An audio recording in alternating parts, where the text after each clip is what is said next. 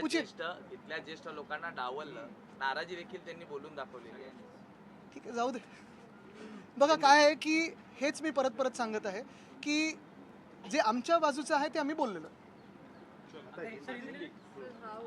Budget शुरू नहीं हो जाएगा ना जी. मैं आज महाराष्ट्र का अर्थसंकल्प है उसमें 3 अपेक्षा ही रखता हूँ. 3 जो सवाल है मेरे सीएम साहब के सामने वो रख रहा हूँ आप ही के माध्यम से.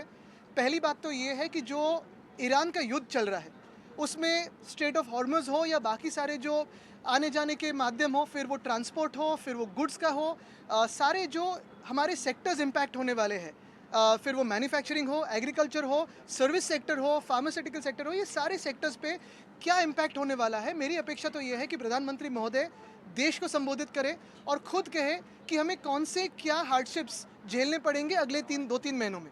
लेकिन जब तक बात रहती है महाराष्ट्र की, मेरी अपेक्षा है कि आज मुख्यमंत्री महोदय ये बात कहे.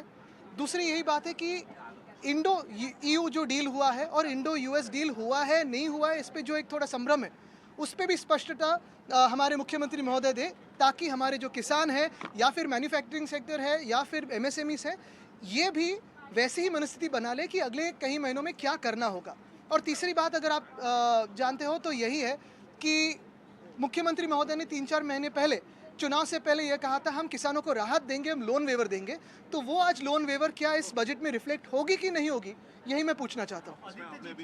सात राज्यों में गवर्नर चेंज किए गए हैं, हालांकि कुछ राज्यों में चुनाव भी है, वहाँ पे गवर्नर चेंज किए गए, ये जो टाइमिंग है उसको किस तरह से देखनी है? टाइमिंग तो बीजेपी सिर्फ पॉलिटिकली इस्तेमाल करती है गवर्नर्स को. एक गवर्नर जो तमिलनाडु में थे आपने देखा होगा, जैसे हमारे यहाँ कोश्यारी साहब थे, वैसे वहाँ के रवि जी ने बहुत बार वहाँ के सदन का अपमान किया है, हमारे राष्ट्रगीत का अपमान किया है, संविधान का अपमान किया है. तो ये तो भाजपा खेलती रहती है कठपुतलियों के साथ. आपने स्टेट ऑफ हॉर्मुज़ की बात करी, वहाँ पर मैं महाराष्ट्र के संदर्भ में बात करूंगा. बहुत बड़ा इंडस्ट्री है सी फूड से जुड़ी हुई, बिल्कुल. पे जहाज अटके हुए हैं. एक्सपोर्टर्स को इस वक्त एक भारी नुकसान होता हुआ दिखाई दे रहा है. आपको लगता है कि रिलीफ पैकेज यहाँ पर महाराष्ट्र सरकार? देखिए, ये तो रिलीफ पैकेज की जो अगर बात हो या वहाँ की इवैक्यूएशन की बात हो, मुझे लगता है और उम्मीद है कि सरकार कुछ ना कुछ सोच रही होगी. लेकिन जब तक की बात रहते हार्डशिप्स की, क्या हमें कठिनाई झेलनी पड़ेगी, क्या इसमें जटिलता हो सकती है आगे जाके, ताकि इसमें सुलझाए क्या.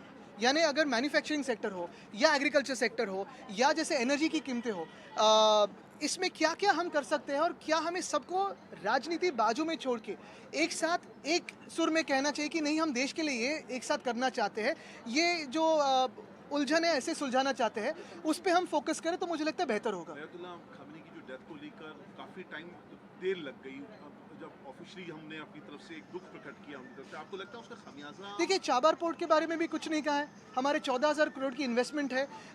किसी वापस मैं एक बार कहना चाहता हूँ, युद्ध हुआ नहीं हुआ, किसने किस पे किया, कैसे होना चाहिए था, क्या होना चाहिए था, ये सब एक तरफ. लेकिन दूसरी तरफ अगर कोई ऐसी घटना घटती है तो फिर देश की सरकार कुछ अपनी देश को आवाज़ है नहीं है. ये भी एक समय ऐसे भी था नेहरू साहब के समय पे, पंडित नेहरू जी के समय पे, कि हम नॉन अलाइंड रहते थे. अब तो आइसोलेटेड हो गए, यानी कोई विश्वगुरु को पूछ रहा है नहीं पूछ रहा है, इस पे आ गए.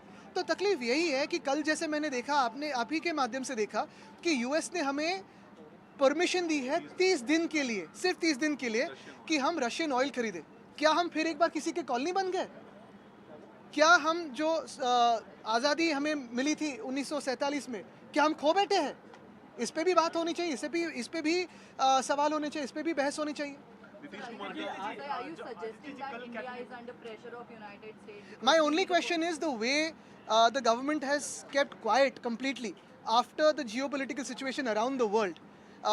Does our government have a voice? Two, from non-alignment at a certain point, we have come to being isolated in the world. That is the drop in our foreign policy, which is directionless and clueless.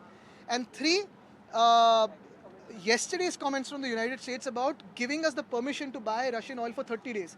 Now, whether it is prudent to buy Russian oil during the Ukraine attack, not, is a completely different question. But the words of giving permission, are we a colony of any country? Have we lost the freedom that we had won in 1947? That is something that the BJP and the Prime Minister has to answer. So the war is also testing us. जी, seasoned politician, ये seasoned मुख्यमंत्री रह रहे हैं और उनका यूं राज्यसभा जाना अखट्टा है. ये एक ही बात दिखाता है कि सारे के सारे जो क्षेत्रीय दल हैं, रीजनल आवाज़ें हैं, उनको भाजपा कैसे ख़त्म करती है और कौन इनके ट्रैप में आता है और कैसे ख़त्म करने में लग जाती है, ये कल के नीतीश जी के इनको एलिवेशन कहिए राज्यसभा में या एग्जिट कहिए, इसने बताया। धन्यवाद। यहाँ पे इम्पैक्ट होगा उसका।